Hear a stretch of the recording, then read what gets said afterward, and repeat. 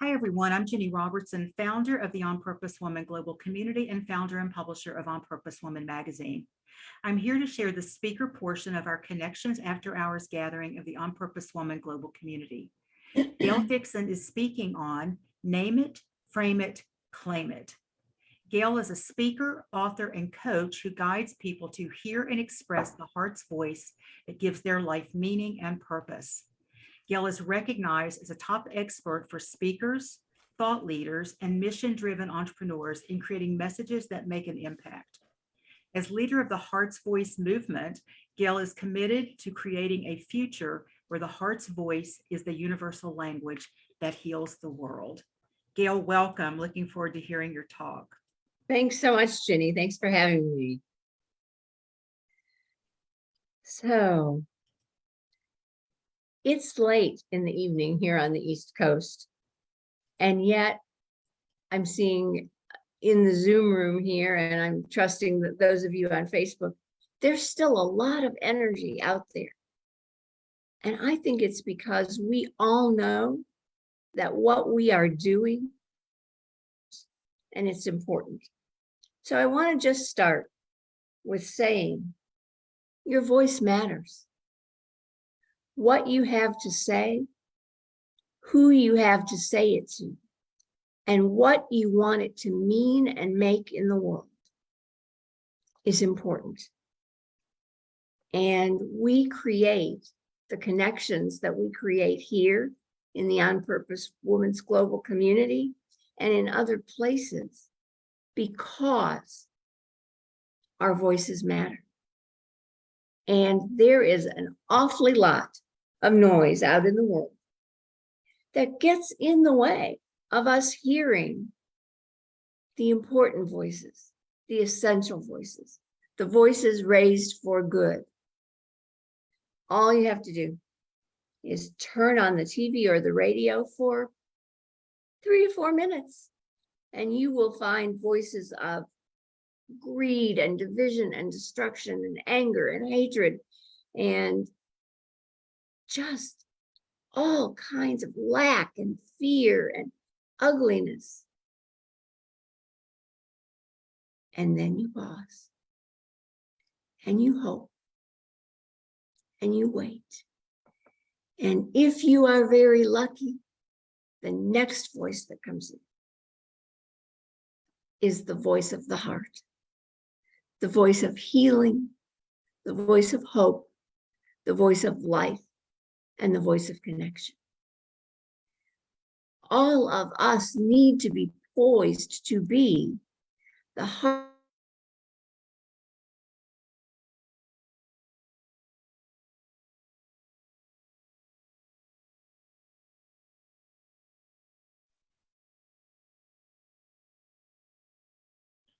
Gail is frozen, right? Come on back, Gail. Bring that heart back here.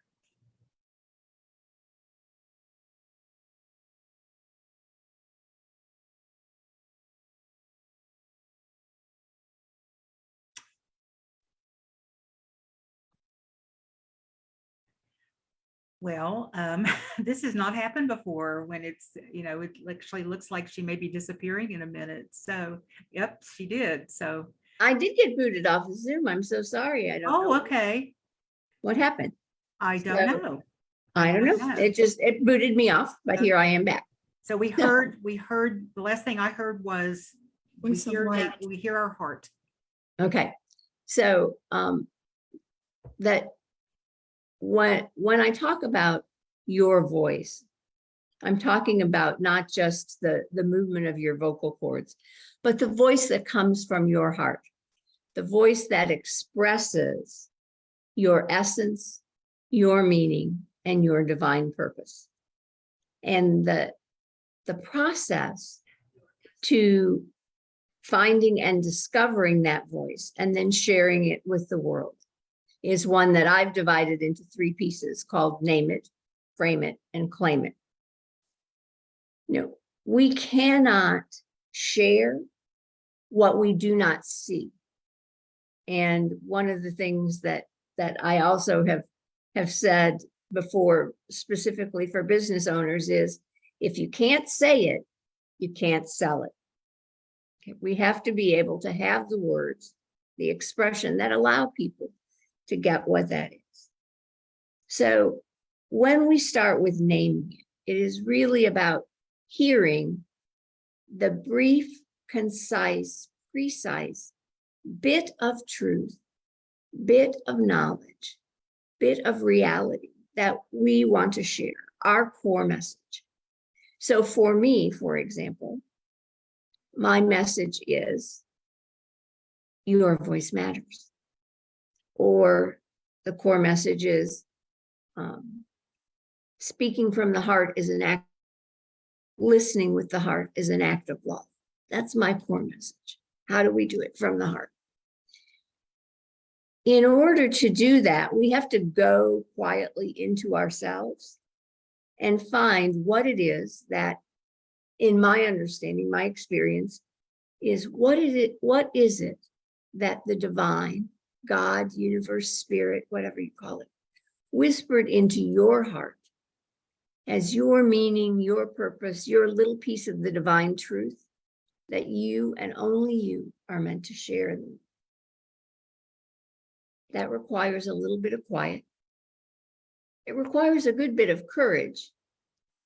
And it requires careful listening to say, is this it?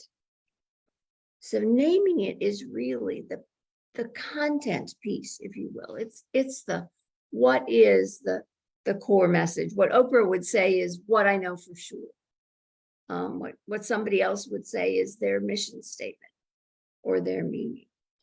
And you want to know kind of what the focus and the feeling of that is, what the, if you want to get into all the senses, what the texture of it is, what the vibration of it is. What's the, some people see it in auras, but what is that essence? And that's where you acknowledge, affirm, and embrace the truth and the sacredness of that message. Seth Godin famously talks about having an 8-word position.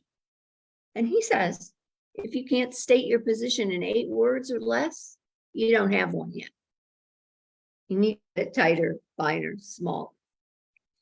But so the first piece, naming it, is the identity piece. It's when you identify what is that core piece that belongs to you and that you are meant to share in the world.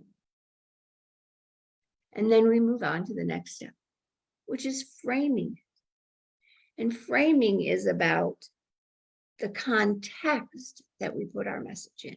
If naming it is content, framing it is context. It's about who is meant to hear that message. What are the things that shape and move around that message to put it into sense, into connection, into a rhythm or process that joins things together. It's the container in which we put our message. And here's where we speak, share, and show our message. This is the place where we put the memorable language around our content, around the naming, that allows it to flow through people's heads and stick in their hearts so they carry it with them. It's where we make the connection with others and with like messages. Here's a place where many people get way bollocksed up. Sometimes we are so interested in framing it that we try to put everything in the whole picture into one message. And if you have ever heard anybody tell you the 900 methodologies by which they make people's bodies feel better, or the 12 programs that they offer, or whatever, you hear that what happens is we have so much to offer that we want to give the whole picture. But when we're developing impactful messages, Literally what we're doing is framing it. We're drawing the frame around it so that our listeners, the people that we're speaking to, can fill it in with their own colors. Think about just we're drawing the frame and then they paint the picture. So the frame it place, if the name it is identified, and frame it, what we do is invite.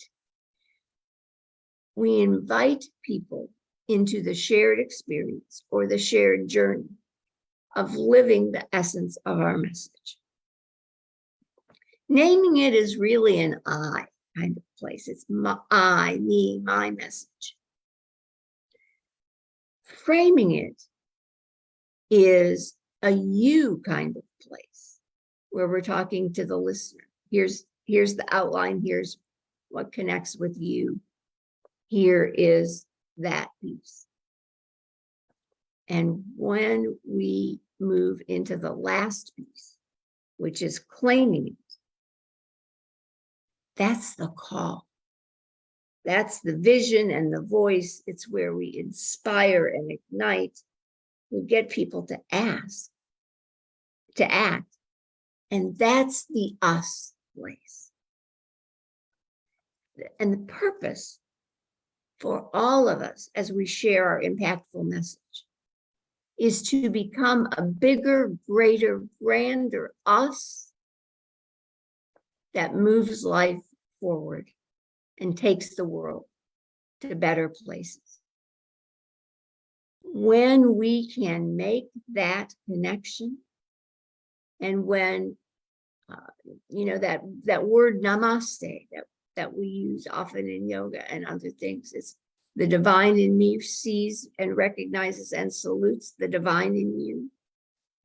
That's what we're doing when we're truly speaking and listening with the heart's voice, is we are joining our messages and the core and our essence with the core and essence of other people's messages. And just thinking tonight in terms of all the various things that people have shared about the various things you are doing. And if you sit and think a minute, there was a common thread here. A common thread that says, I am committed to the well-being of myself and others, and to using the things that I know and the things that I'm skilled at to further that well-being. That's the common thread. And I would argue that when we make a commitment to ourselves and to one another, to continuing to look for that common thread, it is the thread that completes the tapestry rather than the thread that we pull that unravels the community. So as you search for those words and that essence, I invite you to think about three things. First, you have a divine message placed in you by source that can be discovered, uncovered, and revealed through your intentional action and attention. And when you have that piece of truth, if you devote your energy and attention to sharing it with those who are meant to hear and those who can act upon what they hear, you keep the universe alive. You keep the one great truth, which is love, living and breathing and thriving in the universe. I'm watching time. Okay, I'm good on time. I also want to say that many of us have learned a lot of things in a lot of business programs and a lot of schools. And we tend to sometimes get a little mechanical with, here's how you write a headline, here's how you do a good piece of copy, here's how you do this. And all of that is important. And I don't mean to diminish it at all, because we know those things and we have those methodologies because they work, because they're effective. But they are the things that come after we get in touch with the essence in our hearts, and they support us in sharing that message. But we have to start from the heart and end with the heart to make it meaningful and bring us to the place that we want to be together. I am so grateful to be part of this community where no matter which show and which place I drop in and who's in the room, there is always someone who is absolutely on fire with a message that can change the world. I think it's so important for us to know that meaningful messages don't have to just come from a prophet or a pulpit. They can come in the everyday conversations that we have with the people that we're meant to serve. And so I would invite you, as you move forward in the world, to get back in touch with the core message, the core essence that you name as your purpose, the message that gives your life meaning. To frame it in a way that gives it its biggest, broadest exposure, its greatest visibility, its widest chance for connection. And then to use it as a call to action by claiming it, saying it out loud, sharing it loud and proud. Be the voice for your vision. Be the voice for your heart. Because speaking with the heart is an act of courage, and listening with the heart is an act of love. Gail, are you complete? I am complete. Wow. I'm going to ask everybody in the Zoom room to open up your mics, and let's give a big round of applause that Gail can hear. Thank you so And much. sound effects would be great too. Thanks. Wow, Gail, that was so many beautiful nuggets there. Thank you, thank you, thank you. Sure. And I want to, let me see, let me do this real quick. Yeah. I want to also thank anyone else who is watching this live or the replay. And if you'd like to join us at one of our 11 free Zoom gatherings a month, or an in-person in Richmond, Virginia, or Charlottesville, Virginia, comment below and I'll tell you how to do that. You can also go to our website, opwgc.com, and find out all about our community. Thanks for watching. And